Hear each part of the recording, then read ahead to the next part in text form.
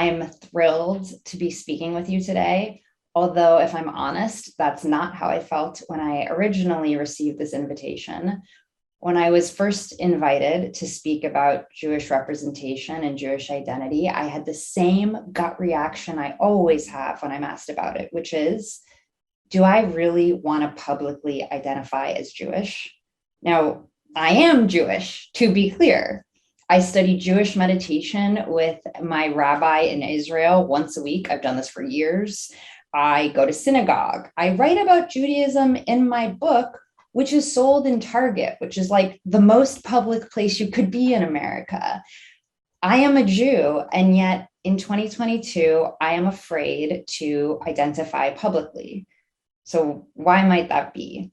My parents, a busy lawyer and doctor, seemed like they had it all. The right neighborhood in Brentwood, driving fancy cars. But all of that was a cover up for extreme mental illness and dysfunction. By the time I was 6, I knew, I'm kind of on my own. And I yearned for somebody to see me and protect me. But there was no adult, no mentor, no teacher. But I had heard about this thing called Judaism. And since it was the early 90s, there was this guy in the sky called God. And as a kid growing up in neglect, being that so young, that was just about the most magical concept I could possibly think of. Judaism, like a whole group of people who they do stuff together, they eat latkes together, like everything I heard I thought was really magical. But it was really discouraged in my household. I was told religion is for weak, stupid people by my parents. And so I kind of shut up. I kind of stopped asking questions. And I think as I grew older, the reason I was curious in Judaism really was the childhood abuse, like really yearning for some kind of community. And so by my early 20s, when I was, out of the house, I wanted Judaism, but I also was a little afraid. I was afraid because I wasn't a real Jew, like what was a Jew? Most of my friends had bat mitzvahs, which is a Jewish coming of age ceremony. I hadn't. Hebrew seemed implacable. I didn't know the prayers. So I felt like I couldn't really claim that identity as my own.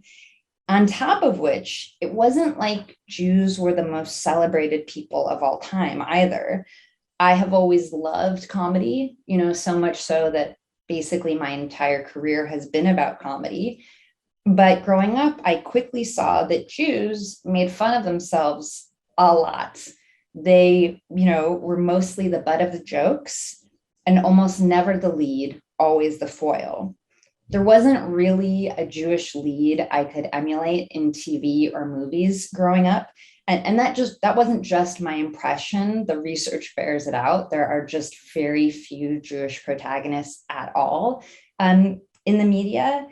And even when there are Jewish protagonists, they are rarely played by Jews. So even contemporary titles like The Marvelous Mrs. Maisel, the Ruth Bader Ginsburg biopic on the basis of sex, even the Golda Meir biopic, none of them played by Jews, none of those central women played by Jews.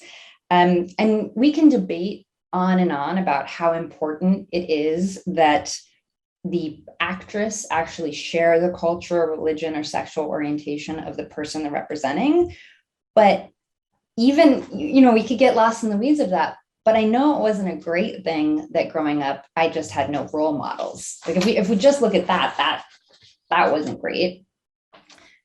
So I always loved comedy, and I loved comedy so much that when I was a sophomore in high school, I begged my parents to take me to The Producers, which was just reopening on Broadway. It's such a famous play and musical by Mel Brooks, starring Nathan Lane, and I loved it. It was hilarious.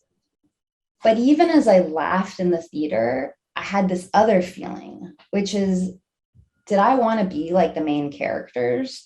I knew they were Jewish, but they were scheming and trying to get money and all these things that just felt off.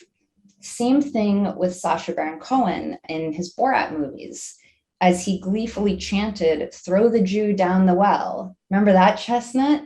There's a part of me that laughed at the satire, but as I talk to you about it now, I kind of feel chills because white supremacists marched in Charlottesville chanting, "The Jews will not replace us."